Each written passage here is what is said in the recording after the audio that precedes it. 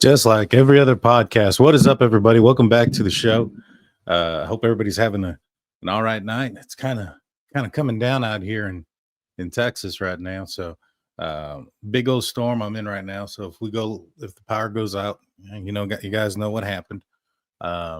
Today we're going to be talking about this new book that just came out. It's by James Patterson. It's called The Idaho Four. It's also written with Vicky Ward, referencing the Bryan Kohberger case. And, I just got the book in yesterday. I began reading it probably about maybe 2 hours ago, 3 hours ago, something like that. And I'm about halfway through, and maybe a little bit less than halfway through. My first thoughts and opinions on the book is that it's very well put together. It is a lot of stuff in here that new stuff that I didn't know about. There's some stuff in here that I kind of thought that was the case, and either was proven and or these folks that written the book also kind of aligned themselves with the same train of thought here. And so quite a bit of stuff that I've been saying already is in here, but good to see that we were on the right path, so to speak. But yeah, let's get into it. I'm not going to read the whole book. I'm not going to read this page by page, sentence by sentence. I'm going to kind of give you guys a little bit of a synopsis or a little summary, so to speak, of what it is that's in the book and what I found interesting. I've highlighted a big portion of it. It starts off talking about it starts off with the author's notes. And they mentioned here in this book that they interviewed 320 individuals, some many times by Vicky Ward. So there's quite a bit of people who were interviewed here.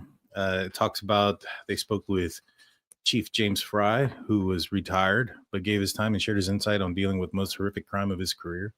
They also talk a little bit, though, that there is a gag order. When this book was written, this was before the plea. And so there's currently still a gag order. We're going to find out on the 17th if that's going to be dropped or not. But it goes on to say that he doesn't violate the gag order, which I'm sure he didn't. But I digress. So it talks about him, Kathy Mabbutt, retired police officers Paul Kowalski and Brandon Jordan. And they talked to University of Idaho personnel and students, and also chief of police for the WSU police station or police department, Gary Jenkins, the former Pullman mayor, Glenn Johnson, Pullman radio host, Evan Ellis, and WSU alumni, Ben Roberts, Casey Hanzak, and Diola Anintunji. So it's pretty interesting stuff in here. They talk about Kohberger's life, and what we'll do is we'll go probably through the first part. It is in different parts, and so we'll go through the first part. It starts off pretty crazy. It starts off, Chief, we got a situation. James Fry, the good, God-fearing chief of Moscow and Idaho Police Department, picks up a call from Captain Tyson Barrett, informing him of a mass homicide, 4 murders at 1122 King Road. Barrett has the inside track, Ava and Emily, 2 of his kids, in the group setting outside of the rental house. So it's on Greek Road. We're all aware of that. There's a bunch of students that live and attend the college that live in that area. It's a Sunday, and Fry was about an hour into his 4-hour drive back from an overnight visit with a friend in Washington, about 150 miles east of Seattle. 4 young people, likely University of Idaho students, stabbed in their bedrooms and their beds in the residence, that part of a large cluster of student housing right on campus line, and no one heard a thing. So this is initially what he's getting out of it right away. Then they kind of talk about how Fry wasn't a stranger to homicides. He had investigated a few. In 2007, he was a sergeant where he worked 3 homicides in just 1 year. One involved the University of Idaho student David Boss, who was shot by a former classmate. In 2011, as a lieutenant, Fry oversaw the investigation of another university tragedy. The summer psychology professor Ernesto Bustamante, who had a history of mental illness, fatally shot Kathy Benoit, a 22-year-old graduate student he previously dated outside her home, then later turned the gun on himself. And this is a case that we actually had talked about when we were first looking into this case, as it was an open case. And one of the things that we were looking into, because there's always been like a lot of the conversation about the University of Idaho and how they handle things. There was always the fear that, they have quite a bit of control over the area because financially they're a huge part of Moscow's economy, and which makes sense. They're going to want things to go back to normal, and from what way they acted, tearing down the house and things of that nature, it just kind of seemed like they were ready to turn the page off of this situation and try to pretend it never happened.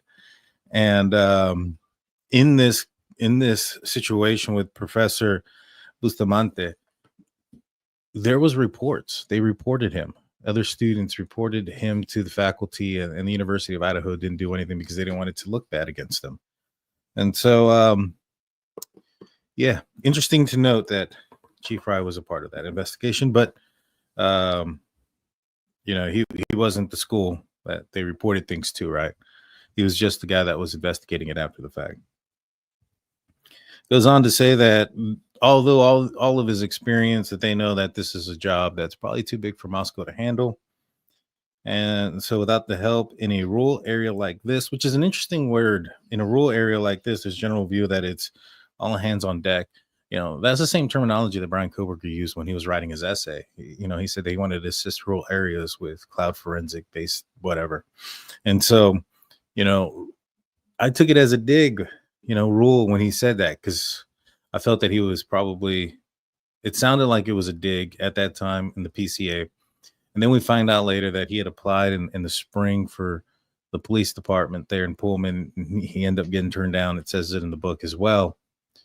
But we also find out that he applied in the fall. So when he's writing that in the fall, according to the PCA, is when he wrote this essay, that was knowing that he had gotten turned down earlier. So I thought it was a dig.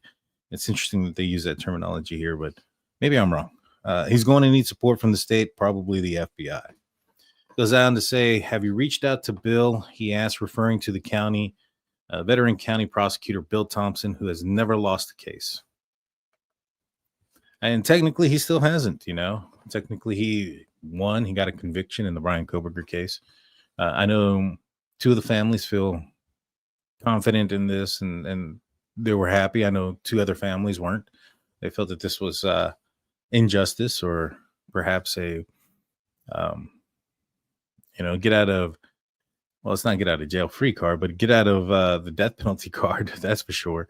They spared his life when he didn't think twice when he was taking the lives of four others. So I stand with the G's and the families, and for those that are okay with, I mean, that's okay, but they believe in this, that with the plea, and they agree with it, and this is the way they want it.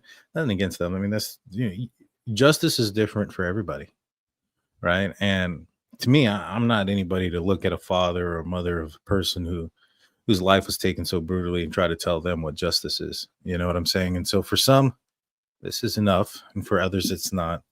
And I can't help but feel for those that still feel that it's not. They still feel like they lost in this scenario. And I feel for them. All righty. So this goes on to say that the chief and the prosecutor have worked every crime scene together. They met every single day at 8 a.m. Okay. On his way, Barrett says, forensics, the two forensic officer, Lawrence Morey and Andrew Fox, are Fry's appointments. The state, a scene as big as this, needs help from the Idaho State Police forensic team based in Lewiston, about 30 miles south of Moscow. On their way, who you have gotten there? Barrett tells him Mitch Nunez was the first officer on scene. He's a 22-year-old. Nunez is like a son to Fry and a baby. And this is where Fry kind of goes into where he calls the psychologist and said, hey, we're going to need some help, not just for the victims and the family, the friends of the victims who are outside, but also for the officers that arrived at the house. Fry's going to take care of his young officers and their families. Okay. Because has the university been notified? Affirmative. Where's Brett Payne? 2 months prior, Fry promoted Brett Payne, a 32-year-old cop and military veteran whom he'd hired in 2020, a detective corporal, a new position in the department that Fry created for a reason. He had to run a small department in a time frame when applications for jobs in law enforcement are dwindling. This was shortly after the After an officer in Minnesota had been convicted of the death of George Floyd, the chief decided to free up some of the sergeants to learn the administrative part of police work, how to actually run a department, pay bills, budget, and so forth, which means today Fry realizes Payne will be the one to lead this investigation, organize the department into teams. So it sounds like he chose Payne, and a lot of people were questioning, why would you choose a guy that was new, a guy that wasn't a sergeant? Well, it sounds like he had already had to make some decisions because the department wasn't getting a lot of applicants. It sounds like people were probably leaving if they're having to fulfill these positions with sergeants. And it just kind of seems like it was more of a out of necessity than out of, oh, okay, this is the best man for the job. Which I'm not criticizing what Payne did. We didn't get a chance to see what law enforcement did in this case. It's unfortunate that we didn't get a chance to see it because, well, I mean, depending on who you ask, it's unfortunate. And so, there wasn't a trial, so we don't know. Now, maybe perhaps after the 17th, when the gag order is, possibly taken away or done with, maybe we'll find out a little bit more information about what law enforcement did. But we don't know, and we may never know how good of a job he did or didn't do. And there's always going to be those that are going to be questioning it. And this book don't really help that situation because it kind of points out that Payne wasn't necessarily a guy that was put in the position that he was put in because of his excellent work, but because of necessity due to the fact that he pulled the sergeants and had them doing administrative work. I don't know how that would sit with victim family members. How would you feel if somebody that you loved and cared for, their life was taken, and instead of putting the most equipped, best person on the job, they put a new guy just because, well, the most equipped are doing administrative work? I don't know how I would feel about that. I think I would be upset. You know what I'm saying? All right, let's continue. Tyson responds, Payne is on his way to the crime scene. He'll be there about 4 p.m. So, initially when he arrived at 4 p.m., I had thought maybe perhaps it's because you have Jack DeCore that's arrived on scene. He says he's the ex-boyfriend of one of the persons in the house who lost their lives. He was there with them the night before. He was also the person that they were calling at, 2:30 to 3 o'clock in the morning. But with all that being said, I just felt that, maybe perhaps they're like, hey, we have the guy that is possibly suspect number one right off the bat. And he's willing to talk and communicate. Maybe they took him to the police station, which the book says that they did. And they had a conversation with him. I just feel that maybe perhaps that's the reason why he wasn't there till 4 p.m. But I don't think that's the case anymore. I think he was out doing something else too. And he was on his way and just wasn't getting there until 4 p.m. Let's see. This goes on to say that Chief Fry contacts the Pullman WSU police department and lets them know, hey, this is what's going on to a certain extent, but doesn't tell them a lot. Says they have a situation. And one of the reasons why is because they don't want leaks to get out. It talks very early that himself and Bill Thompson, Chief Fry and Bill Thompson, don't like leaks to get out. They don't want it to, have any effect on the trial or the conviction or the apprehension of a suspect. And so that's what that goes into. Then it goes into part 2, which says notifications of the death are the thing that Chief Fry dreads the most in this job. Student deaths are not that unusual. There's one practically every semester.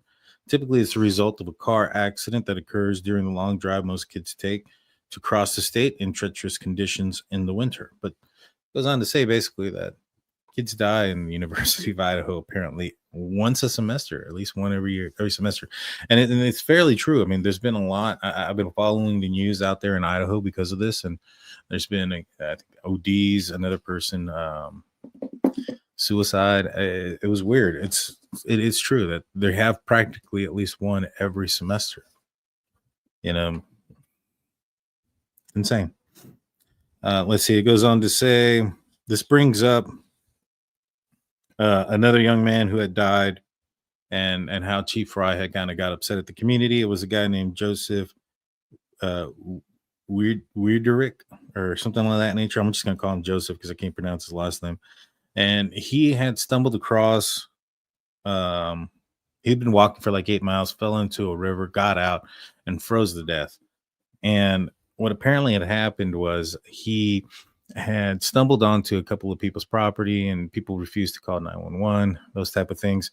But when you go into this and you read between the lines, so to speak, they all had these people had the same feeling. They didn't want this young man to get in trouble. And this talks about how Chief Fry and them were pretty harsh on students, and that hey, sometimes they need a lesson to be learned. And had they had the people that encountered Joseph contacted law enforcement, yeah, he would have gone arrested, but at least he'd be alive. And I understand that approach, but it also seems like an approach where you're making the department not approachable, right? And so it goes down to this situation where if you're too harsh, especially on some kids and stuff like that, and you don't have like programs to help kids like get a ride home or things of that nature, um, you're going to end up finding yourself in a situation where these kids are afraid to call for help when the time is necessary. Similar to Dylan and Bethany not calling 911. Not saying that's the reason why they didn't call 911, but that could have been one of the reasons why. And maybe become a little bit more approachable. I understand what you guys are trying to do. You guys are trying to scare these kids because there's a lot of alcohol related deaths and things of that nature. And you're like, hey, if you continue to do this, you're going to go to jail. You're going to have all these problems, et cetera, et cetera. But there's got to be a balance there. You have to balance that out with assistance, because you're there to serve the public, not just to punish the public, so to speak, anytime that they do something. And so to me, it's not a bad approach. It's just, I think more of a balancing act would have been more, probably a little bit better in this situation. Maybe you would have some of these kids less afraid of the police and things like that. All right, so let's go to part 3. This says 2 hours earlier. I'm assuming this is 2 hours before the call and everything else. Officer Nunez radios police station to reach Sergeant Shane Gunderson, who's been taking advantage of his quiet Sunday. This is serious. Gunderson snaps out of his boredom, leaps into his car, and heads for the King Road. As he rides he phones Tyson, his boss, and the commander of the campus police is on call that day. Barrett says he's already sent out patrol officer Smith and Warren to join Nunez, who is taping the area around the house. This thing does kind of go a little bit backwards in some places and kind of jumps around, so forgive me for that. When Barrett arrives, he recognized Ava Wood, a neighbor who rushed out with blankets for the groups of students sitting out in front of the house at 1122 King Road. You know the people inside, Ava? Barrett asks. She nods. Barrett looks at her, eyes filled with sympathy, and he turns to her in the front door. All the years of training and experience kicked in. He runs through his checklist of everything that he needs to do. There'll be 5 detectives: John Lawrence, who is about to retire, Danny Vargas, Brett Payne, Detective Corporal, and a forensic detectives Lawrence Maury and Andrew Fox. Barrett knows it's important to call only the cops who will play essential roles. With each body comes a risk of contaminating evidence, which is exactly what I've been saying for like a while. When we talked about the knife sheath, right? And we talked about how it was located and how it was found. In the PCA, it says when, it was to Maddie's right side when viewed from the door. And a lot of people questioned why the other officers didn't see it, that the other officer had to be told about where its location was. Well, first and foremost, the PCA doesn't say that that when viewed from the door, you could see the knife sheath on Maddie's right side. What it said is it's on the right side of her when viewed from the door. So kind of like if I were to tell somebody, hey, if you were to approach my house, let's just say I have a corner house. If you approach my house from a certain street, you're approaching it from the side. And so the backyard would be to the right side when viewed from the street. It doesn't mean that necessarily if I'm pointing out an item like, hey, the item's going to be in my backyard, it's going to be on the left side of where you're standing when you're standing in front of the street. That doesn't mean you can see it. It just tells you the direction of where it's at. And when you when you notice, or when we've looked at the house or the dimensions of the home, and there's been a 3D tour that we've been able to take, the house is very small. So you're only going to have X amount of people going in and out. And so in that small room, you're probably only going to have your lead detective going in there and your forensic guys that are going to go in there and do their processing. You're not going to have every single officer that's assigned to this case, or any officer, or every single officer that has reported to this scene go up there and go in there. That just doesn't make any sense. And you're probably not going to have, and what I believe happened in this situation is you probably did have, the two detectives walking up, in a line, and just have Detective Payne go in. They pointed out the knife sheath. He saw it, reported it, then came out. I don't think the other guy ever took a step into the house. So this goes on to say, Moscow's going to need the state's police forensic team. At the bare minimum, this is too big for MPD to handle alone. The state forensic lab, Moscow, the state has a forensic lab, Moscow does not. Barrett knows that just from his years of experience, from common sense, that the probability of some random stranger knifing 4 people to death in their bedrooms is almost nil. There's a connection somewhere between whoever did this and at least one of the victims. There always is. That's what police are going to have to find. When patrol officers correctly begin with the people in front of them, this is the young students. Hunter Johnson holding a knife. Why is Hunter Johnson holding a knife? What happened here? Hunter sits with the patrol officer, tells them what happened as he knows. Then they let him go. Sirens begin to wail. So a lot of questions that are coming up, and then this is the time we find out that Hunter Johnson has a knife in his hand. So then it goes into part 1, the innocence. So that's just, I guess, the beginning part. And it just kind of talks about, what did I say it was called? The prologue. Now we're going into chapter 1, and this is part 1. I'll make sure I got everything right here. Oh man, I actually missed this part. I started up on I didn't start my highlighting until chapter 2. So, okay, no, and I did read this. I just didn't. So part 1 starts off about Kaylee and Maddie choosing which sorority they're going to be at. Apparently, both of them wanted to be A5s, I think is what they call them. And Kaylee ended up getting the A5, and Maddie ended up getting going for high fi is what they call them. She was kind of upset about it at first, and but they both wanted to go into the same one. And the reason that they talk about them not going into the same one is just basically because sometimes when you have sorority, or you have 2 friends coming in together that have known each other for so long, they try to separate them into different houses so that they can branch out. That's the purpose of Greek life, so to speak. So then it goes on, March 20th, 2019. Maddie's a talented photographer, and she's done some modeling, so she knows how to make her Instagram seductive. The Pi Phi sisters want to build their house reputation so they can be more competitive with the top ones like A5. And so they bring up social media in this book a tremendous amount of times, and they bring up how Maddie wanted to be a marketer, and that was important to her to be putting out pictures and things of that nature. And majority of them were public. And I can't help but feel that what they're trying to give off in this book is the fact that it made it easy for somebody to follow, trace their steps, see what they were doing, because their entire lives were on social media, and it was all public for anybody to see. It goes on to say, Kaylee Keene failed to express her own unmitigated joy about her acceptance into A5. Their public Instagrams, TikTok, Snapchats tell a story of their growing closeness with their new sisters and best friends. So again, it talks not just about one, but multiple social medias being public. Now, then it goes into chapter 3, and this one was kind of interesting, right? Because it starts talking about COVID, and it goes into the Goncalves family and what they think about COVID and how they've raised their children not to trust the government or the institutions. They're libertarians, and they live to to bet on themselves. These are exactly what it says here. You know, I just don't understand why this is relevant, to be honest with you. You know, I didn't understand why this would be relevant. And so I don't know.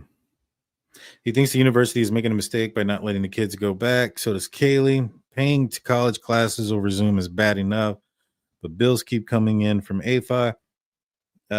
She's livid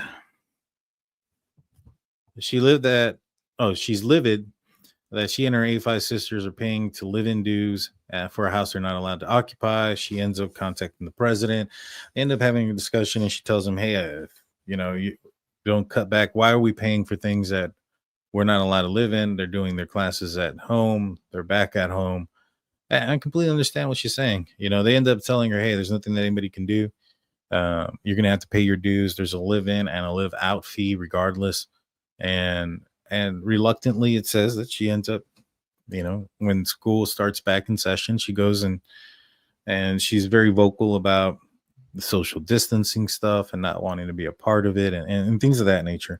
It's just kind of weird, to go down that road in this book, but it does. And then it talks about Xana, talks about her first experience. Says, hi, I'm Xana, pronounced like Xanax, but without the X, and how petite and brunette introduced herself to the Pi Fives on the first day, and everyone laughed. Always smiling when with my Xan, Maddie captioned a pair of Instagram posts of the two of them on September 11th. Xana isn't much used to the rules. She grew up in Post Falls, Idaho, pretty much without her mother, Kara, who had been battling drug addiction for much of her life. She gave up custody of Xana and her sister Jasmine in 2006. Xana adores her dad, Jeff, but he traveled frequently for work, so Xana and Jazzy were often left on their own, along with their best friend, Emily Aldant, a pretty feisty blonde from Boise, and a fellow new Pi Phi. Xana regularly busts out of the house at night on the weekends, even though they're both been told to stay inside and stay sober. So this goes on to kind of talk a little bit about Xana and how she was free spirited. It sounds like she likes to party, like drink alcohol. They talk about a situation where she's hanging out with the Chapins and they're on a boat, and she gets apparently a little bit too drunk, falls down, chips her tooth, and says, hey, I need to change who I am, and starts to change a little bit. But apparently she liked to drink. She liked to have fun. She was part of a different house before moving into the 1122 King Road. It was called the Sharks House or something of that nature. And that was known as the big party house. It was the party house. And so it talks about that in here as well. Then it goes into Maddie and her boyfriend, Jake Schreiger. Talks a little bit about them and how they met.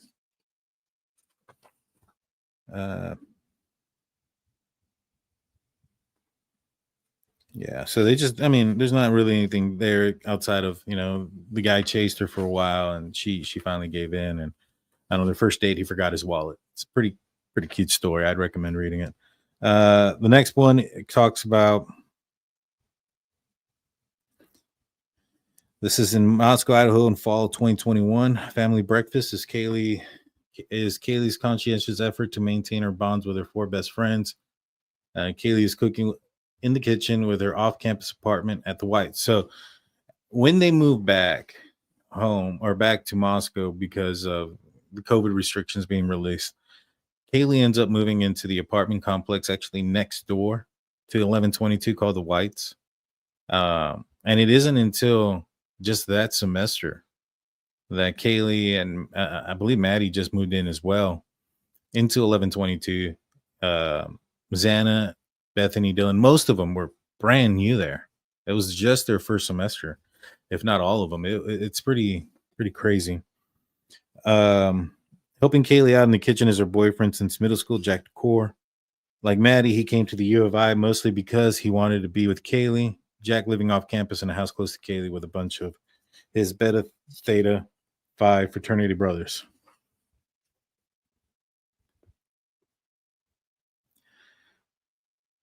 But recently, though there have been small signs of trouble in paradise, Kaylee's been feeling an itch to do things on her own, not because she wants to be apart from Jack, but because she likes being independent. She wants to make money. COVID helped her expand her professional network online. She's made connections at Extreme Networks, an IT firm in Austin, Texas, doing work she's interested in pursuing a full time. Her dad and her brother are in IT, and so it's in the blood. The job would require a big move and probably leaving Jack behind. And that's something that they had talked about, and one of the reasons why they had separated. And they talk more in depth about Jack and her relationship even after the breakup. Then they talk about how Ethan and his brother, they have their bid day and how they choose Sigma Chi and why they choose Sigma Chi. The next one is says October 3rd, 2021. The doorbell rings at 1118 King Road. The rectangular house with the huge windows. The design is inspired the building's nickname, the Shark Tank. Sits just off campus, and this is what I was talking about. This one, it says, is called Party Central because just a few weeks into the fall semester, its fall occupants, especially Xana and Emily, have become known for hosting the best and the most frequent parties at the U of I. That Sunday morning, a bunch of freshmen, Sigma Chi brothers, are standing there, summoned to get to know the Shark Tank women by playing a game called Champagne Shackles. Now, this is a game that came out in the. Well, remember when we were watching the footage there from the loud noise complaints where the guys from Jack's house were on top of the roof or whatever, and then they went and go and talked to the folks there at where the girls were. At that one, that's where we saw Kaylee go out in the bag, and then Hunter comes out and he has these zip ties on him. So that's what Champagne Shackles is. And this goes on to say that, come on in, Xana says. She and Emily grin. They got their bottles of bubbly ready and zip ties. The rules of the game are simple. Ties go around the wrist of a pair, a man and a woman. We have to stay tied together until their bottle of champagne is finished, even when they go to the restroom. So a very intimate game, apparently. Now, I don't know who Hunter was shackled with, probably his girlfriend during that game. My assumption is he got cut and let loose and went outside with Kaylee during that loud noise complaint because Kaylee and him are over the age of 21 and not everybody else is. So, or at least 21. So, the reason they went out there and talked to the cops is because they're legally able to drink. Goes on to say when the game's over and the day's finally winding down. So Ethan was actually shackled to somebody else, and so was Xana. Ethan asks Xana about herself. He discovers Xana is just Xana. She has no big plans, no idea what her future is. She is just in the present. She makes no apologies for this. She's the most real person he has ever met, and he is hooked. So this is when he falls in love with her.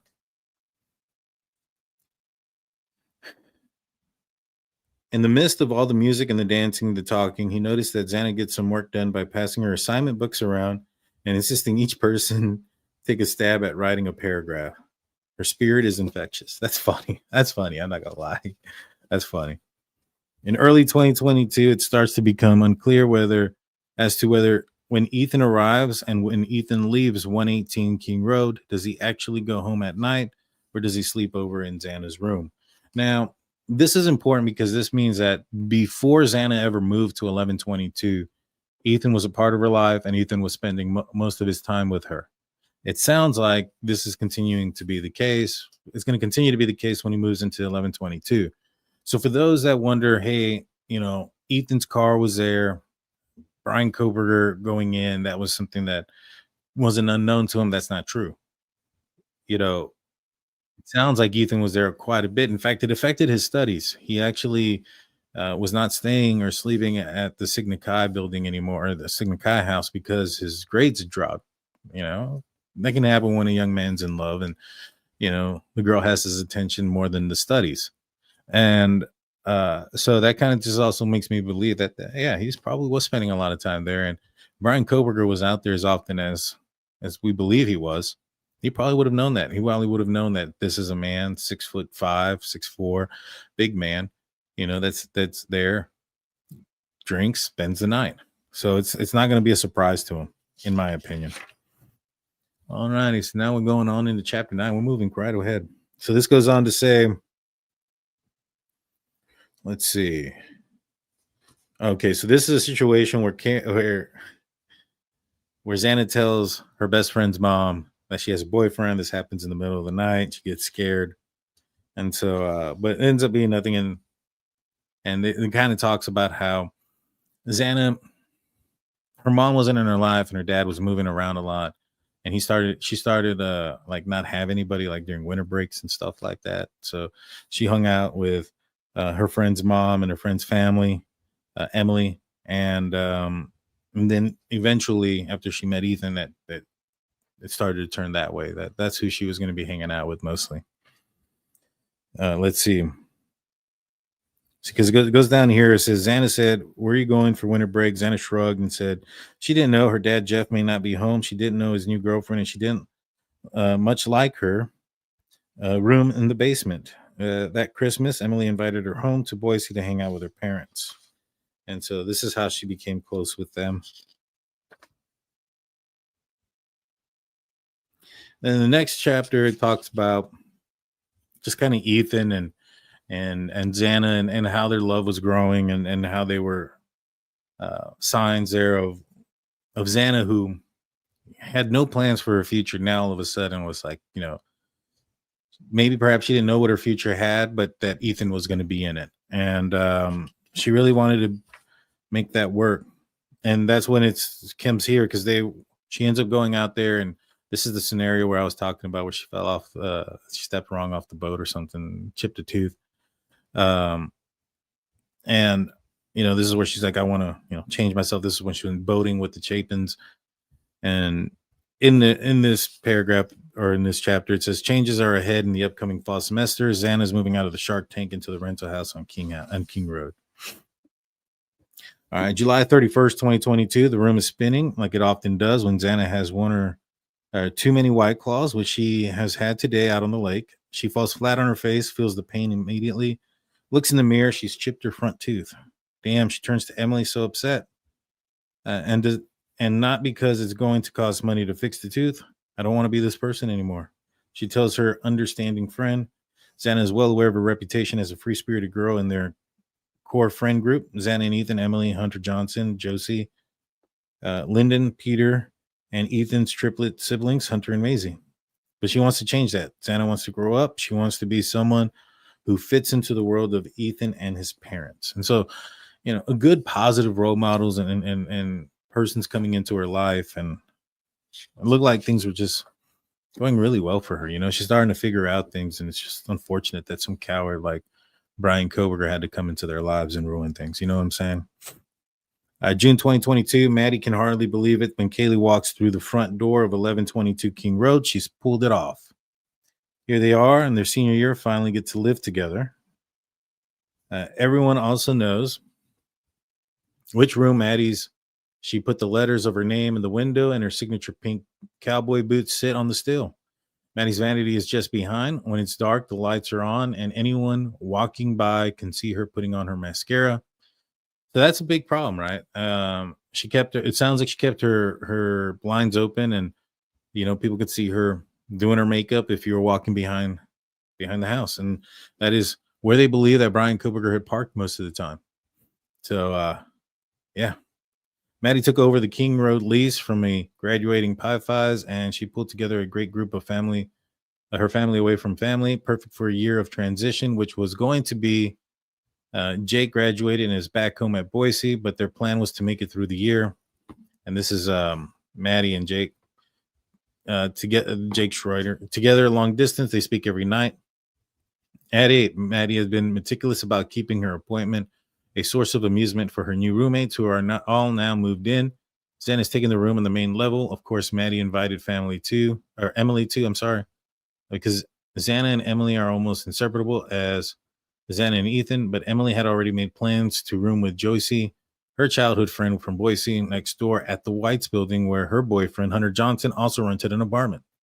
So 1122 King Road, other 2 rooms went to blonde Pi Phi sophomores who finagled a way to move out of the sorority house. Dylan Mortenson, who is Emily's little, and Bethany Funke, Maddie's little. Maddie bangs on each of their doors. Xana, Dylan, Bethany, she yells, "Photo time."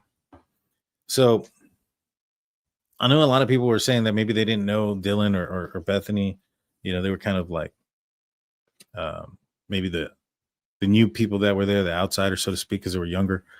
No, they were the littles of some of the people that were living in that apartment. So they were all close, all very close. Meet the roommates. Maddie captions the photo and she makes that post public. Again, another public post, as she always does. So there, like I said, the temperature of the book is kind of pointing towards the direction that, hey, they put their lives out there, and that might be how Bryan Kohberger was able to stalk them. She doesn't think of any risks associated with that. Why would she? The more followers you have, the better for your career in marketing. Maddie's life in this moment, here and now, is pretty much perfect and is going exactly where she wants it to.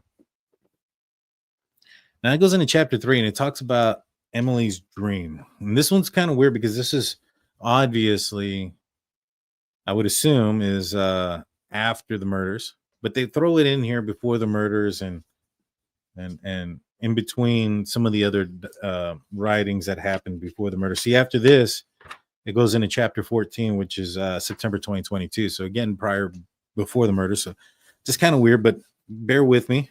This goes on to say Emily's dream, and this one I'm going to read majority of it because it's interesting. So it says, and remember, this is just a dream. There's not anything concrete here, but this is, I guess, her theory, Emily's theory on how Bryan Kohberger may have come across Maddie, and they believe that Maddie in this book, that Maddie is the target of this. And so I've been saying that for a minute. I talked about how Murphy was probably the biggest clue in this, and I'll explain when we get there about that aspect and how it was something that I've been pointing out for some time. All right, so Emily's dream. The following scene is a recurring nightmare, is what Emily later says after she lost her friends before justice was brought closure. She imagines what could have happened that summer, the details of the surrounding the change of the dream to dream, but the gist of what happened stays the same. It's only the explanation that she can come up with, the only one that makes sense. It haunts her day and night because uncertainty of whether it's real or not real will never go away. Now, what it probably is she's probably been trying to figure out what happened, like most of us had. Now, she has a higher interest in this case because she's got a personal interest here. She's got friends. These are her friends. And so what probably is going on here is that she's constantly thinking about what happened and why it could have happened, how they met. And just like many of us, we're speculating, hey, this guy's a vegan. Maddie worked at the Mad Greek. They had vegan pizza there. It was popular. That must be where they met. And so that's probably mostly what it is, just kind of me talking trying to use a little bit of just logic. I'm not one that believes in psychicness, not necessarily. I mean, maybe it's real. I don't know. I haven't seen anything concrete, but I don't think that's what this is. But she goes on to say, Maddie wipes down the table and turns to get fresh cutlery to seat the new customers. As job goes, waitressing at the Mad Greek is a pretty good gig. The 40-seat restaurant with a vegan-friendly menu isn't one of the more popular ones in Moscow. So servers of all college friends don't get run off their feet. The manager. Okay, so Maddie's grateful for the pay. She can make as much as $80 per shift, which covers her gas and her Ultra card and trendy clothes she likes so much. And there's an added bonus that the manager asked her to redo the restaurant's website. Maddie continues laying the table, then she turns and notices him, unusually looking, intense, bulging eyes, thin and almost emaciated and pale, almost ghost white. He's raising his hand. He wants her attention. She smooths her skirt and walks over with a smile. He orders a vegan pizza to go. He's staring at her intensely. Maddie is used to male attention, but this time it feels uncomfortable. I'm Bryan, he says. What's your name? Maddie hesitates and tells him. Why wouldn't she? For everyone knows it. She hands him a check and he pays and asks, would you like to go out sometime? This is an easy one, Maddie thinks. The idea of going out with this strange-looking guy is surreal. He doesn't know it took Jake, her boyfriend, a whole 2 years to become her boyfriend. Maddie is anything but easy, even for guys she likes. and she doesn't know or like this one. She flicks back her hair. No, she says, smiles and laughs a bit. It's a nervous habit she has, especially with guys she turns down. She doesn't mean anything rude by it, but this guy looks at her strangely, like he doesn't believe what he's hearing. He gets up slowly, still staring at her, and walks out. Maddie shakes her head and goes out about her business. She doesn't give the guy another thought. She doesn't see the guy walk to his car, a white Hyundai Elantra, sit in the driver's seat, and type her name into his phone. Her Instagram with her photos of her past, present is still there for all to see. Maddie is in a bikini. Maddie with her roommates. Maddie with her friends posting in skimpy clothes for a fit check for a night out. Maddie. He looks precise, like once, twice, three times. He looks and likes some more. So obviously this is just a dream of Emily's, but this is what she fathoms as far as what and how they may have come across each other. Now, I strongly believe that yes, Maddie was the target, and I strongly believe that there's a good possibility that they did meet in a similar way. I don't know if he made contact with her. I don't know if he talked to her. I reckon probably not. Now, I'll probably do a video talking about my entire theory. But the thing is, Bryan Kohberger chose it. He was going to commit this crime before he moved out there. He purchased this knife in March of 2022. Before he moved to Pullman, he bought the balaclava mask. He bought the backpack. You know, he had this idea and this thought process at some sort of level then. Now, maybe he was looking for the right person, and Maddie ended up being the right person in his mind based on several different things. But, you know, law enforcement says there's no connection, right? There hasn't been a connection. And I feel that if Bryan Kohberger ran into her by happenstance in the manner that this book mentions, and he actually spoke with her and he paid for something, there's going to be documentation. There's going to be a credit card receipt. Now, I know that Mad Greek has said that Bryan Kohberger has never been there. Now, I don't think they can say that for a fact because, you know, I don't think so. You know, I think that if Bryan Kohberger walked in there, maybe he was paying cash. Maybe he did see her and something like this happened, and he decided to pay in cash because he decided that that's going to be the person that he's choosing. Now, it says here that the day that he went to that pool, or not here, in Dateline stated that the day that he went to that pool party was the first time that he drove out there. So he was in Moscow. He was at the, I can't remember the pool that he was at, but he was at a pool out there. Maybe he goes to the Mad Greek afterwards. Maybe that's when he sees Maddie. But I do think that Maddie was the target. All right, chapter 14. Yeah, so let's hopefully everybody comes back in. I apologize for that mix up there with the freeze. All righty, so chapter 14, Coeur d'Alene, Idaho, September 2022. So this is September of 2022, a couple of months before the murders. Kaylee stares at the guy on the couch and stares at the guy at the couch. Did he really just say that? I'm not going to say it. It's the B word. Go make my quesadilla, is what she's told. Wow. She wishes that she weren't at his house on this awful date. She wishes that she hadn't broken up with Sweet Jack.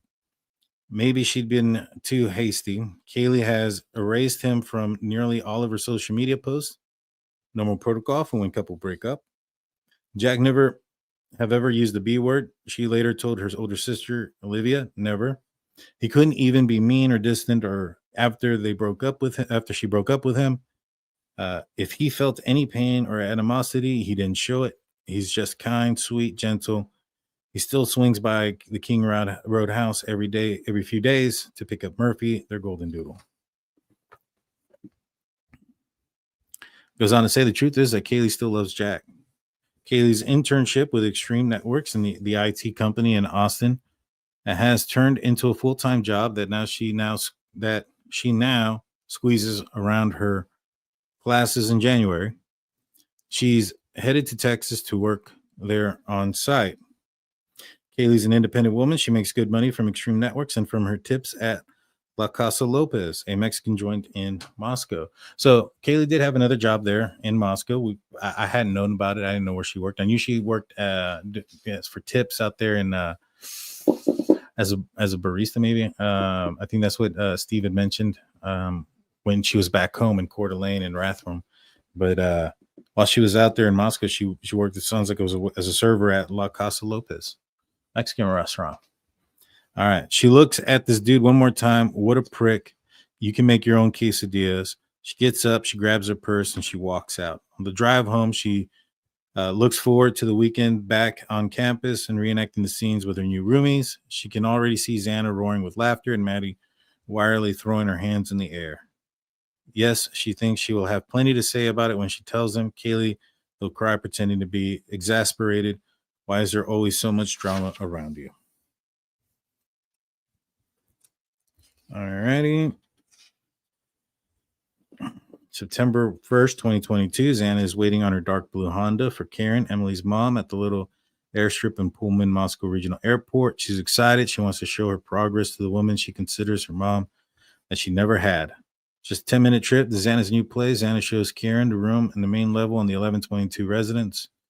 Karen admires the bedding, which now matches. Xana, she says, saved her money for the summer and opened up a bank account, something Emily joked she'd never do. So this basically just kind of goes into how Xana has kind of been changing for Ethan in a good way, growing up a little bit, finding somebody that she wants to spend her future with. Chapter 16 jumps to October 27th, 2022. It says here, after the roommates have a rare dinner at home together, Kaylee brings them into the living room. It's time, Kaylee says, to memorize the group in our house on TikTok. The house on the 1122 King Road has become, on their watch, a UI fixture. It might not surpass the Shank Tank's legendary reputation as the party house, but it's still a place where people can come, relax, have a drink, usually a shot offered by Xana and Ethan to kick back. The view through the sliding door is perfect for stargaze. This is another thing that earlier the author wrote, she takes a stab at this. And then there was something else that I said that kind of is a weird rule. And now they say here, and I can't believe that this is on an accident, but it says here, the back sliding glass door is perfect for stargazing. The one thing that Bryan Kohberger said he was doing. Right now, how true is that? How true is it that you can sit in the kitchen of that residence and see the stars? Because they lived up on a hill and it went upward, and there was a lot of foliage. There was a lot of trees there. So I just, when I was reading this, I was like, that's kind of weird. You know what I'm saying? So it says, through the view through the sliding doors is perfect for stargazing. You can stare at the trees and down the winding road for an ever-present reminder that there's another world called reality beyond the college bubble. That's weird. I mean, they even talk about the trees too. There's trees too. There's another deck. Yeah.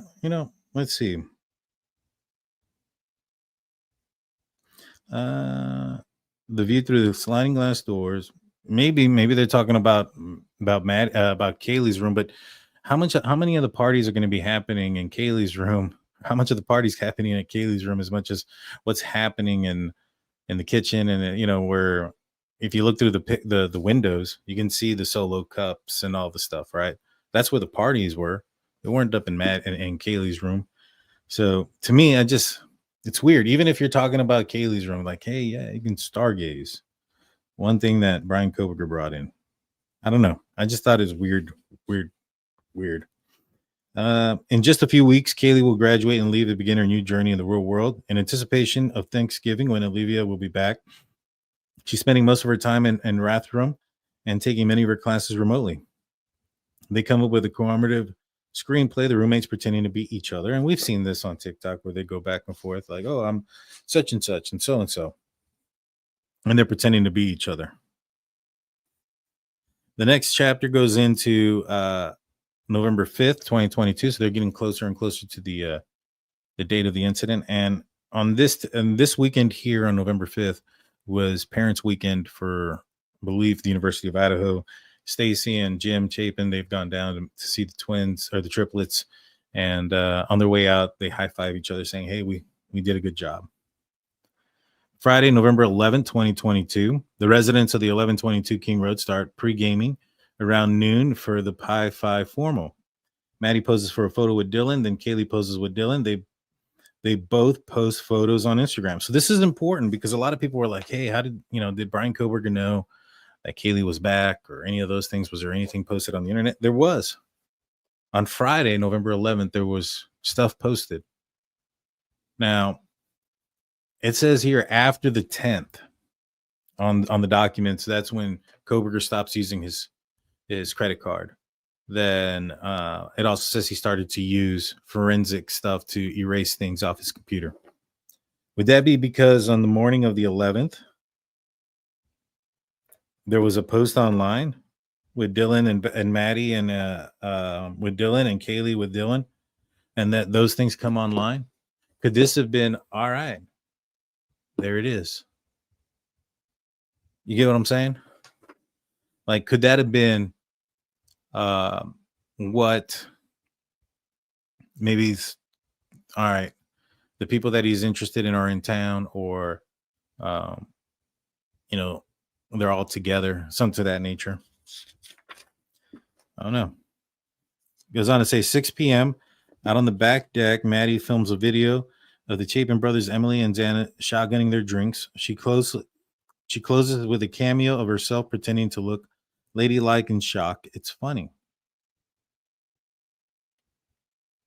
Now, was this one also posted online? I mean, if this was posted online, this is something else, that everything was public. If Bryan Kohberger was actually watching, which I strongly suspect is the case, is that he was watching them. I don't know if he was physically like following. Did he hit the follow button? I don't know about that. But was he watching them? I 100% believe he was. Goes on to say tomorrow's weather, which would be November 12th. The forecast is bad, and the group has no access to trailer tailgate. So the 1122 King Road roomies plan to party on campus instead of outside of the stadium. Then it goes on to the next day, Saturday, November 12th at 8 a.m. Emily wakes up early and gets the dome by 8:30. At 11:30 a.m., Xana summons people urgently to the King Road. Get over here, she texts Josie a dozen times. Xana puts on her hair in 2 braids because Emily's not there to help her style it, and her roommates are busy getting ready. Everyone at U of I knows it's essential to look good on game day. They stick to tradition and drink champagne while they apply their makeup. Sexy casual is the underwritten dress code. By noon, everyone's gathered at the King Road house. Kaylee, Maddie, Xana, Ethan, Dylan, Bethany, Hunter, Chapin, Josie, Lyndon, Peter, and Hunter Johnson. At 1 p.m., they move the party over to the Whites, where Emily and Josie rooms are, and where the A5s have an apartment. At 2 p.m., Xana tugs on Ethan's hand and tells him to come outside. Obviously, the residents of 1122 King Road want a roommate photo. They ask Hunter Johnson to take it. So now we know who took the photo. It was Hunter Johnson. Kaylee checks, finds Hunter clicks away 15 times, higher or lower, he asks. Kaylee checks, finds a decent one, and posts it to her Instagram. Now they need Hunter to take a photo with Ethan in it. The girls joke that the picture is incomplete without their honorary roommate. Landscape or vertical? Hunter Johnson asks. The answer is easy, vertical. Kaylee now in her sweatshirt squats down so that Maddie can climb on her shoulders and they can fit better in the frame. This way, next to the gentle giant Ethan. And Dylan is to the left, Bethany is to the right. Between them are Kaylee with Maddie hoisted high and Ethan, who, as usual, had his arm around Xana. It is on to say at 3 p.m., Hunter Johnson tells Xana and Ethan his sad news. He'll be leaving them at the end of the semester as part of his graduate degree. He needs to intern in either Boise or Post Falls. To come visit, Xana asks. Bummer, says Ethan. He tells Hunter to think of it as not as goodbye, but as a temporary separation. At 4 p.m., Maddie, maybe because he's distracted, Hunter Johnson puts his phone down and forgets about it. Maddie and Dylan eye it and decide to have some fun. They pose up a storm and take dozens of selfies, imagining Hunter's surprise when he discovers them an hour or two later. 4:30, you want to come with me to the game? Hunter Johnson asks Ethan and Xana. He's going to meet Emily and bring her home to the game when the game's over. Ethan pretends to be distressed. No one cares about the actual game, only the tailgating. I can, he says, fake crying. I've got sister's formal in a couple of hours. Okay, 7 p.m. It's the Thetis formal at the local brewery. Maisie is taking Ethan. Hunter Chapin is going with Maisie's roommate.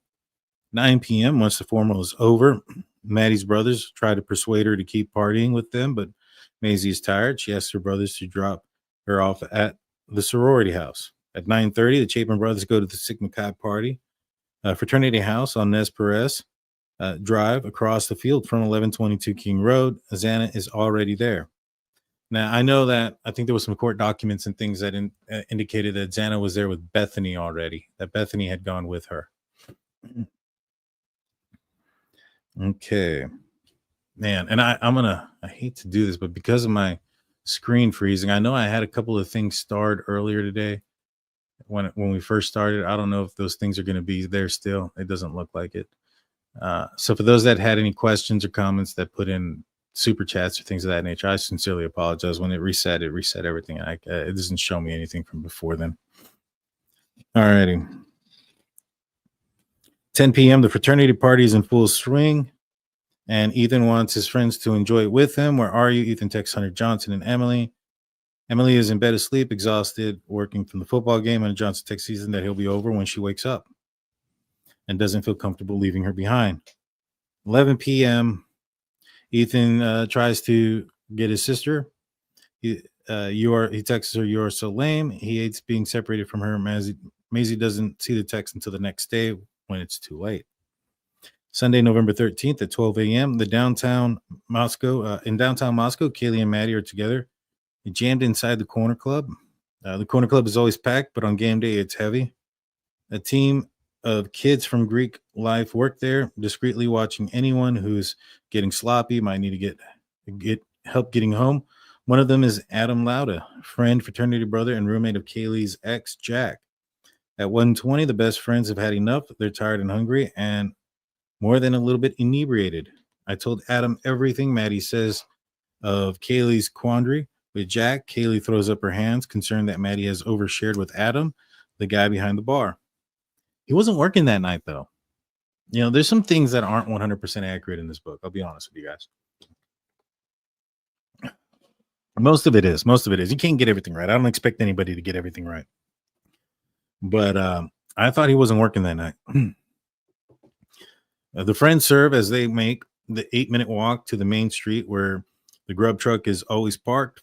Food, they need food. 1:30 at the grub truck. Kaylee orders a carbonara mac and cheese for her and Maddie to share. They know the guy in the hoodie who's standing behind them, Jack Showalter. He's an occasional visitor of King Road. He's a good guy, they think. Now, that's weird, right? Because they think. Now, this says here he's an occasional visitor of King Road. Remember the 4 people that, what's her face? Ann Taylor was trying to blame. They said that they lived in walking distance and were familiar with the King Road residents and were with the victims shortly before the murders. And Showalter lives within walking distance. And now we know that he's been in the King Road residence and he was with them that night.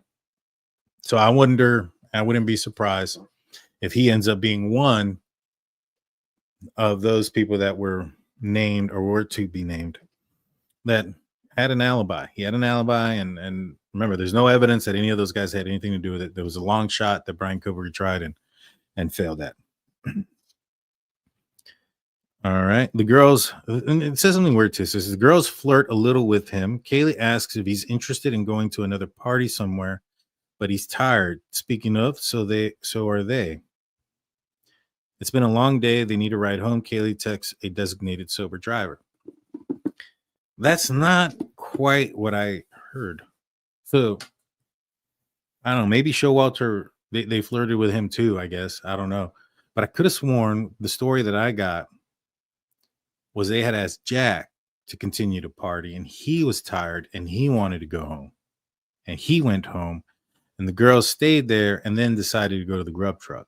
That's my understanding from the conversations that I've had with people who are close to Jack. That's how that scenario went down. So This one's a little bit different. I'm not saying it's wrong or right. I wasn't there, so obviously I don't know. But it seems a little bit different. At 1:50 a.m., Hunter Johnson texts Ethan to ask if he's still at the Sigma Chi party. Emily is still asleep. 1:56, Kaylee and Maddie head back to the home on King Road. They chat in the living room. Dylan is in her room, wasted. She's wasted. That's the term that they use. Bethany is in her room, asleep. 2 a.m., Ethan responds to Hunter Johnson that he and Xana are still at Sigma Chi. 2:15, Xana and Ethan return to the home. At 2:15, Kaylee and Maddie chat on the couch a little longer. They go upstairs and collapse on Maddie's bed. Murphy, Kaylee's golden doodle, is in Kaylee's room. Kaylee often leaves him there when she is out. And this is one of the things that I said that I felt was huge, right? Now, when I talked about Murphy being the biggest hint or the biggest clue as far as who the target was, he was in Kaylee's room. So now we know that. So what else do we know that night? We know that Xana was on TikTok till 4:12 and that the disturbance didn't start until 4:17. And we know that Dylan heard somebody that she thought was Kaylee going up and down the stairs with Murphy. And when she was coming down the stairs, that she said something to the effect that I think someone's here. We know at 4:17, when the altercation is happening, that there's a dog believed to be Murphy barking outside. So, with all those pieces of information, how do those pieces fit? Well, for Murphy to be going upstairs with Xana, and then because it wasn't Kaylee going up and down the stairs. Kaylee had lost her life upstairs, and the defense and the prosecution both agree that Dylan was mistaken by who she thought. Kaylee was actually Xana, who was on her TikTok till 4:12. We also know that based on the Linda Lane footage that the white Elantra shows up at about 4:07 and is parking back there probably about 4:08.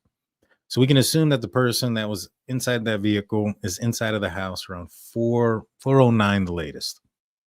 Now, it doesn't take 3 minutes to walk upstairs. It's a very small house. If you time yourself from walking from one end of your house to the other, it'll probably take you a matter of 10 to 15 seconds. And I'm sure that's probably what it took for him to get upstairs. Now, my theory is that he went straight into Maddie's room. And straight into Maddie's room, which when you walk up the stairs to your left, the first door you would encounter would be Kaylee's room. Now, at one point I thought, well, Murphy, in order for him to go upstairs, he has to come downstairs. So at some point he had to have gone downstairs. So I thought maybe Bryan Kohberger opened the door to Kaylee's room first. And maybe Murphy's on the other side of the bed on the ground where it's not visible. So he doesn't see anybody.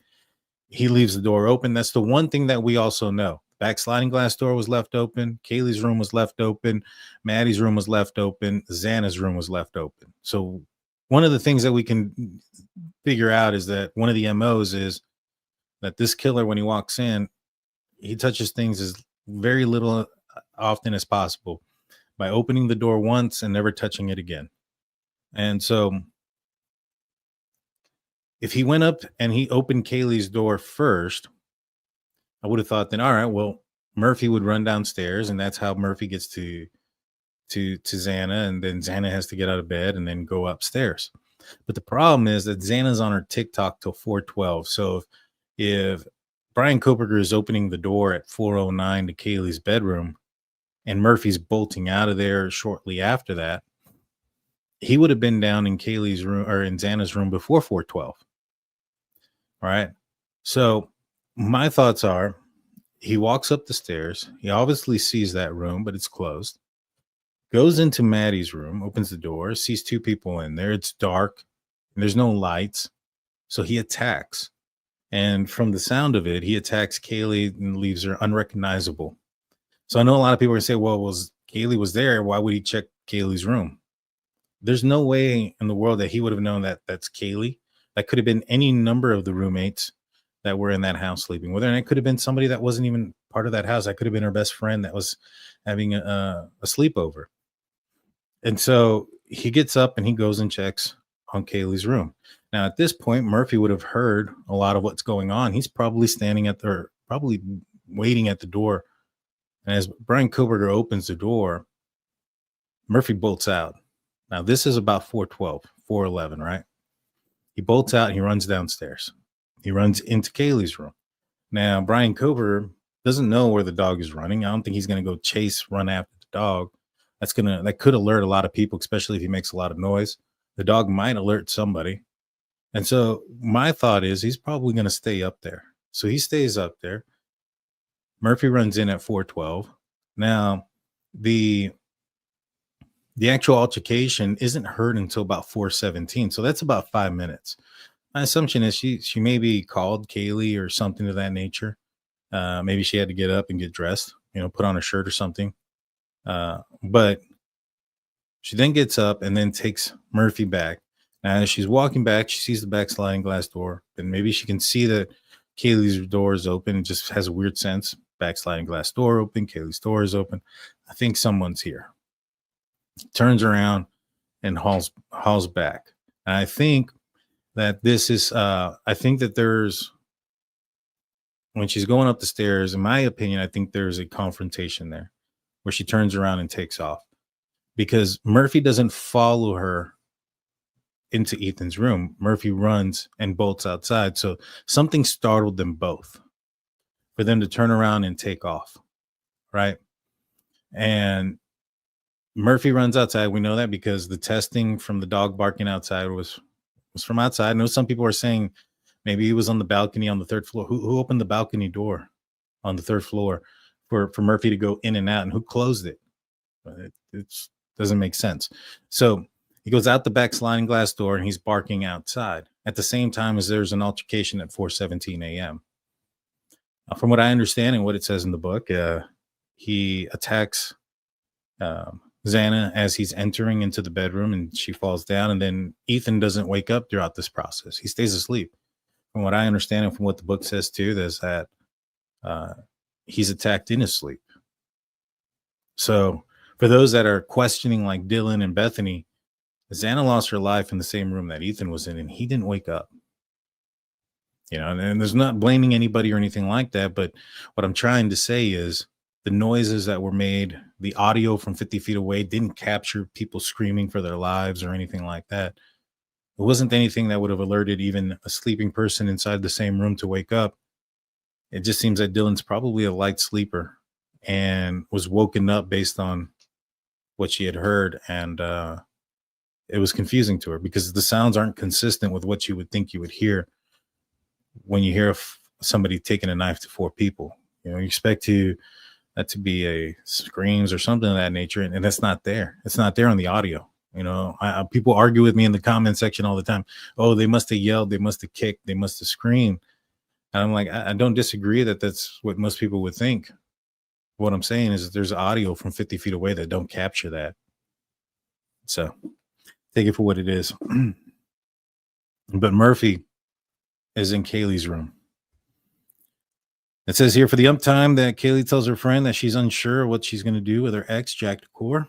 Kaylee misses him. She wants him to come over. At 2:26, Kaylee phones Jack. He's asleep. He doesn't hear the call. She calls a second time, a third time, a fourth time, a fifth.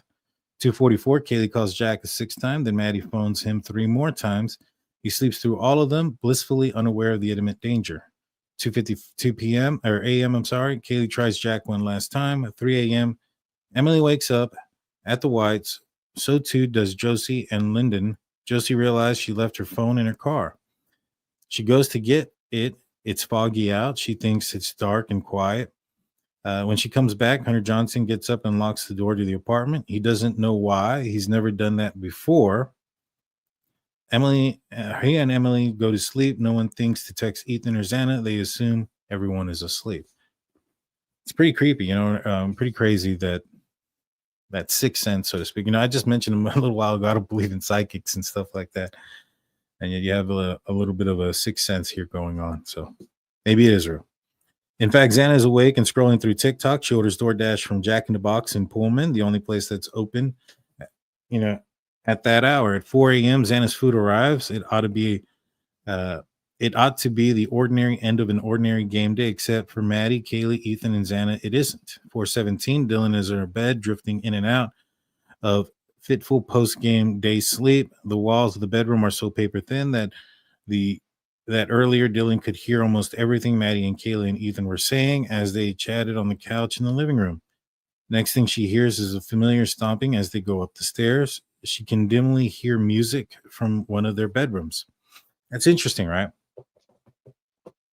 Because she could hear music that night. I don't know if she could hear music the next day. Wouldn't it be weird if Bryan Kohberger? No, his phone was off. His phone was off, so it wouldn't have been like he was playing music while he was in there. His phone was off, unless he had another device that was some sort of burner device. But interesting, music was being played. But then everything turns surreal. Not sure whether she's dreaming or awake. She thinks she hears someone frantically say, "There's someone here." That doesn't seem right, and yet it also does, because many of the people come in and out of the 1122 King Road. She gets up, opens the door, crack, nothing. Dylan goes back to bed, but then she hears someone crying. Is it Xana? Male voice say, "It's okay, I'm going to help you." There's a thud, and Murphy starts to bark. Dylan shuts her door again, and is she going crazy? Now there's silence again. She opens the door a third time, and that's when she sees the firefighter, or at least a bleary-eyed. That's what she thinks she is seeing. He's got bushy eyebrows. He's wearing a mask. He's holding a firefighting object, a bit like a vacuum. They make eye contact for a split second. She shuts the door and looks around for her taser. The battery is dead. Bethany, she tries calling her friend downstairs. Nothing, but then, thank God, Bethany phones her back. Dylan tells her. So that's one of the reasons why I think she probably got like a false sense of security there when Bethany called her back. Dylan then calls Xana, no reply. She calls Kaylee, nothing. Calls Bethany again. They speak for 41 seconds. Dylan breathing heavily. She's terrified. She's gone crazy. Is she hallucinating? Bethany phones Xana. She also gets no answer. Dylan tries Maddie, nothing. Bethany phones Ethan, nothing. At 4:22, Dylan texts Bethany that tragically obvious, no one is answering. And then, I'm really confused right now. She texts Kaylee again. Kaylee, what's going on? There's still no reply. On the lower level, Bethany switches to Snap and then back again to her messages. She texts Dylan, "Yeah, dude, WTF." Then Xana was wearing all black. It's a question, not a statement. And Dylan replies to Bethany's text to the former, "I'm freaking out right now." And the latter, "No, it's like a ski mask almost." Bethany writes back, "STFU, actually." So, I mean, they were just all confused at this time. And they didn't know if they were dreaming, hallucinating. Bethany didn't sound like she heard or saw anything. There's no time to fix typos. Bethany, I'm not kidding. Oh, I'm so freaked out. Bethany, so am I. Dylan, phone is going to die. F. Bethany tells her, "Come to my room, run down here." At 4:24, Dylan runs. Can Dylan run? Is it safe? Dylan tries Ethan's cell one more time. She and Bethany have another quick exchange. 4:27, she tries Kaylee again, and Xana still nothing. Dylan makes a decision to run. She sprints to Bethany's room. The two friends cling to one another. They keep trying to reach the roommates. Bethany tries Maddie twice, then Kaylee twice. Dylan texts Kaylee. Bethany goes on Snap and Instagram looking for clues. Nothing, nothing, nothing. So one thing that it doesn't mention is that Dylan saw Xana on the floor laying down. So I don't know if they got privilege to that information. So that tells, if they didn't, that just obviously tells me that this information that they're getting is third party. This isn't from Dylan. This isn't from Bethany. It's probably Hunter. It's probably Emily, friends of them that were close and got some of the information, maybe not all of it. It's 4:37, exhausted and terrified. The girls pass out. Neither of them fall asleep under deep slumber. Bethany wakes up at 7:30 and calls her parents, telling them both about the strange events of the night before. That's the weird one, right? She calls her parents, and her parents don't call 911. Her parents don't tell her to call 911. It's weird. It's weird. Not going to lie. But again, I'm not blaming anybody. I'm not. I'm just saying, like, I would have thought that if my daughter called and I was like, "Go check on your friends. If you can't, call the police." Like, what are you doing? So it's just a little bit confusing, some of the actions here.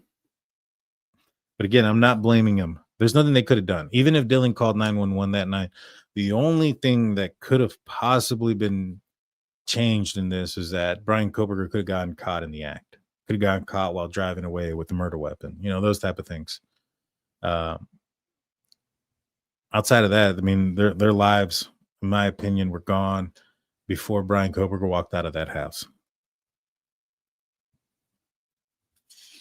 Says Dylan comes to around 8 a.m. and also tells herself that she had a very bad dream after drinking so much. She immerses herself on Instagram for a couple of hours. The house seems quiet and calm. She agrees with Bethany. She must have hallucinated the whole thing. Around 10:23, Dylan texts Maddie, "Are you up?" Dylan dozes off again. Over an hour later, she rouses and texts Kaylee, "Are you up?" Nothing. Now she's starting to panic again. This was not a dream. At 11:49, Dylan calls her classmate and 5'5" sister, Jenna McClure, who asks her to come over. Then she phones her big Emily, who is at her apartment having breakfast with Josie Hunter Johnson and Lyndon. "Can you come over?" Dylan asks. "Something weird happened last night. I really don't know. I was dreaming or not, but something there was a man here, and I'm really scared. Can you come check the house out?" Texted Xana and others, but no one's answering. I'm in the basement with Bethany. Emily laughs. Dylan can get really, really drunk. This is not the first time she's heard a story like this from the little. Should I bring my pepper spray? She asks. Emily gets up and goes looking for a sweatshirt, and when she comes back, she sees Hunter Johnson has already left the apartment. Hunter makes his way up the steps into the house. He heads up to the stairs to see Xana's bedroom slightly ajar. Unusual. He opens it and sees her lying inert, as if she's fallen backwards on the floor, face up. There is blood everywhere. He takes in Ethan on the bed behind her, facing the wall. Hunter's heart is about to explode. Doesn't go any farther into the house. He turns around, goes down the stairs, and says calmly as he can to Dylan and Bethany, "Call 911 and stay outside." Takes a breath and goes back up the stairs and heads to the kitchen across the hall from Xana's room. He opens a drawer and takes out a kitchen knife. He is terrified. He's about to re-enter Xana's room when he hears someone coming up the stairs. It's Emily. He stops her. "Emily, I don't think Xana's going to wake up." He tells his girlfriend as softly as he can. She doesn't understand, but something in his expression chills her, and she stands still, rooted in the spot.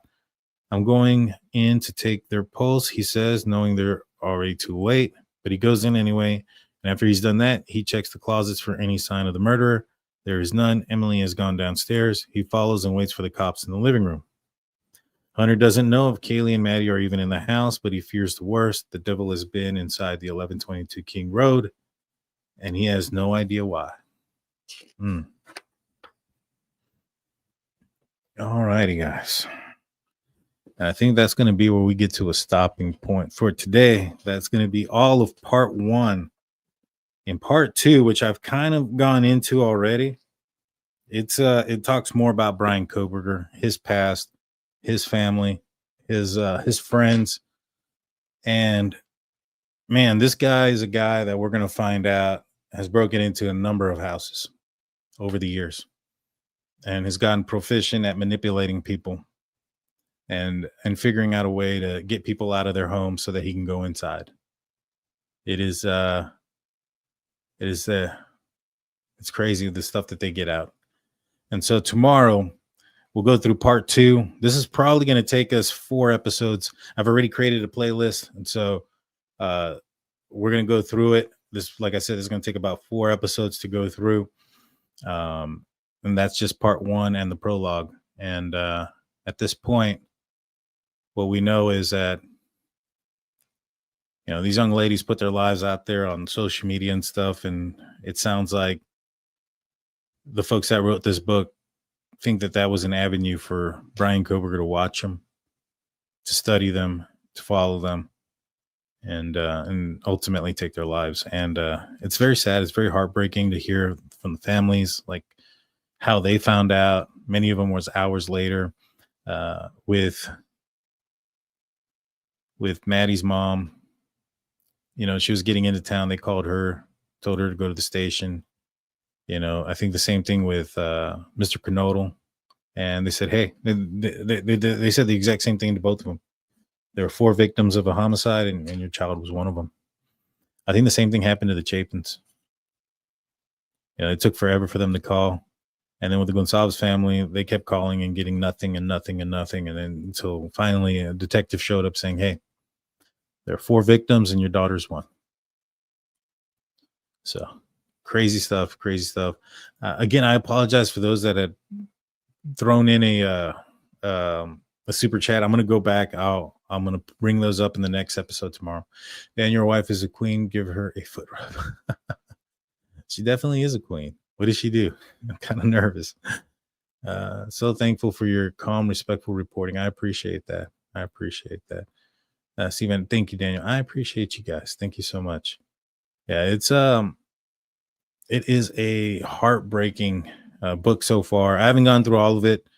I'm about halfway into part 2. If not, I might be almost done with part 2. And this is like Bryan Kohberger. And I'll tell you what, guys, it really does seem like the writers of this book believe that Bryan Kohberger was under Elliot Rodgers' type of manipulation, spell, whatever you want to call it. He was one of his incel followers.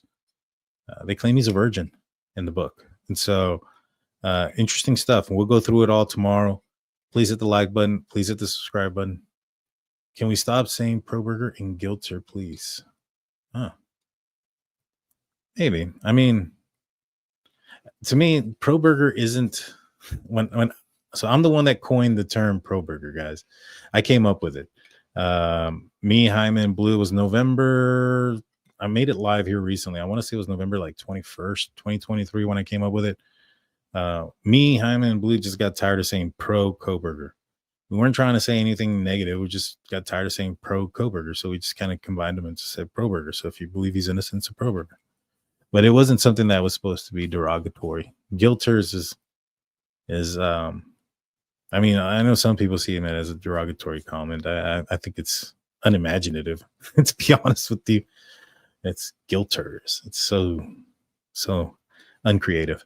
But yes, we'll find out quite a few things. I'm going to be back tomorrow, guys. Like, comment, subscribe, ring that notification bell. You guys know what to do. And if you guys don't mind sharing the content on all the pages and to your friends that like true crime. Until tomorrow, man, I'll be back next time. Peace. But it's too late now. I remember you and me, and how careless we could be. All day and all night, we'd stay up, it felt so right. We were so young, we were so dumb. We would get drunk and then hook up. We were okay, we were alright, staying awake till the sunrise. We were in love, couldn't stop us, like a good drug, never run off. We hook up in my car, driving so far, play you guitar, you'd show me your art, let down our guards, think with our hearts, stare at the stars, we were never apart, drinking too young, way too much fun, out in the sun, hoping when it's gone, took you to prom, dance to our song, dance all night long till the lights come on.